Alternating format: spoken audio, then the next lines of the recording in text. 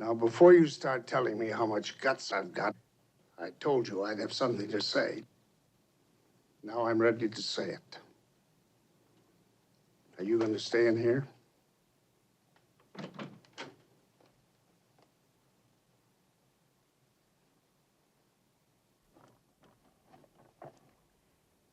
Joey, you know that I'm completely sympathetic, don't you? You know that I have no reservations about anything. And that whatever makes you happy is my happiness, too. Of course I know that. Then listen to me, darling. There's something I have to tell you about this situation, which you don't really... Christina, what are you doing up there? Joey, come on down here, both of you. How about your glasses? Can I get you a drink, either Mr. and Mrs. Prentice? No, thank you. John?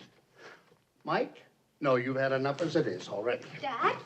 What's going on? There's something I want to say, and I'd like you to sit down and see if you can keep quiet for once in your life. Please, sit down, John. Sit down, Chris, please. I have a few things to say, and you might just think they're important.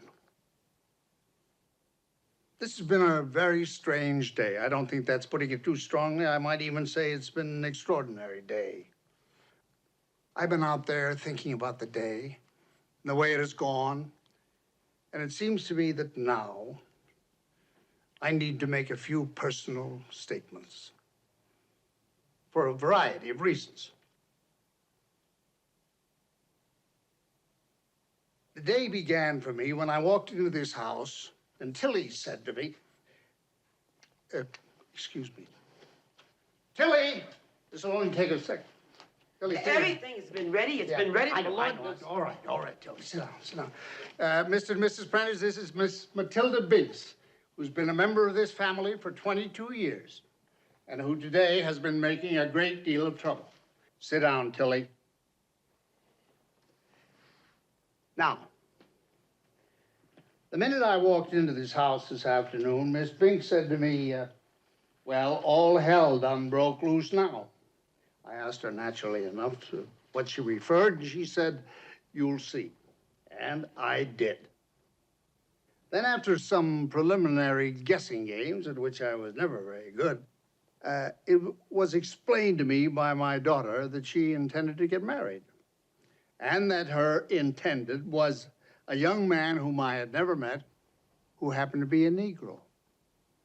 Well, I think it's fair to say that I responded to this news in the same manner that any normal father would respond to it, unless, of course, his daughter happened to be a Negro, too.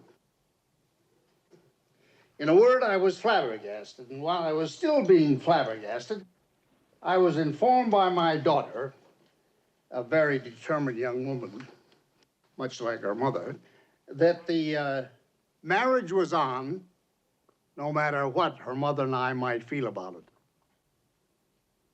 Then the next rather startling development occurred when you walked in and said that unless we, her mother and I, approved of the marriage, there would be no marriage.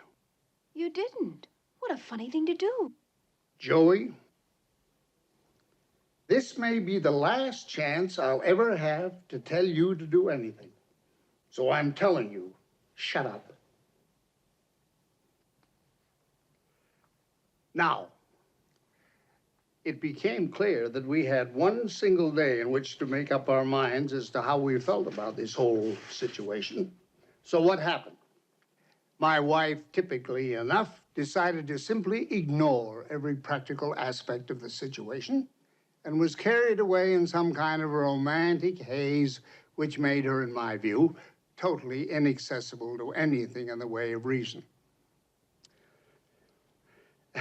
Now, I have not as yet referred to His Reverence, who began by forcing his way into the situation and then insulting my intelligence by mouthing 300 platitudes and ending just a half hour ago by coming to my room and challenging me to a wrestling match. What time is your plane? 10:45. Right. Now, Mr. Prentice, clearly a most reasonable man. Says he has no wish to offend me, but wants to know if I'm some kind of a nut. And Mrs. Prentice says that, like her husband, I'm a burnt-out old shell of a man who cannot even remember what it's like to love a woman the way her son loves my daughter.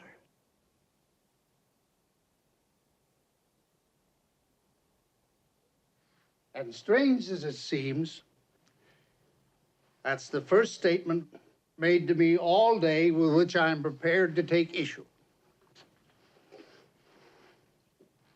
Because I think you're wrong. You're as wrong as you can be. I admit that I hadn't considered it, hadn't even thought about it. But I know exactly how he feels about her. And there is nothing, absolutely nothing, that your son feels for my daughter that I didn't feel for Christina. Old, yes. Burned out, certainly. But I can tell you, the memories are still there. Clear, intact, indestructible. And they'll be there if I live to be 110. Where John made his mistake, I think, was attaching so much importance to what her mother and I might think. Because in the final analysis, it doesn't matter a damn what we think. The only thing that matters is what they feel and how much they feel for each other. And if it's half of what we felt, that's everything.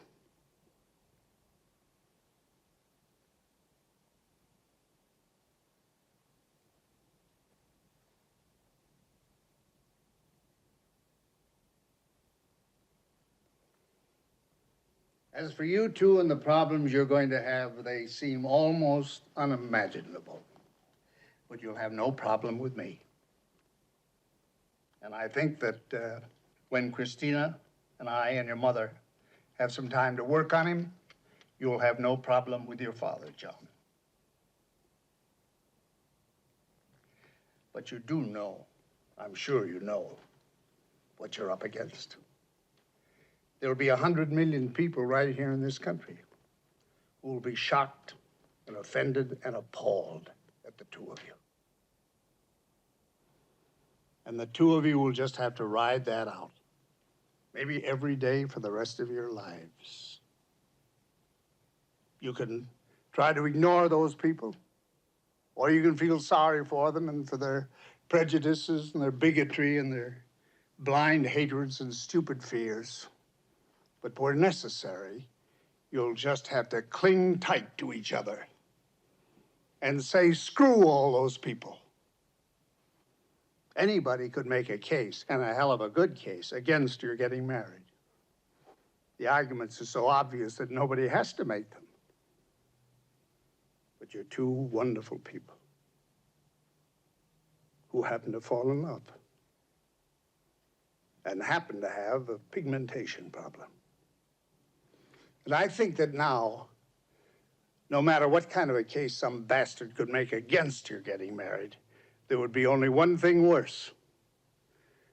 And that would be if, knowing what you two are, knowing what you two have, and knowing what you two feel, you didn't get married.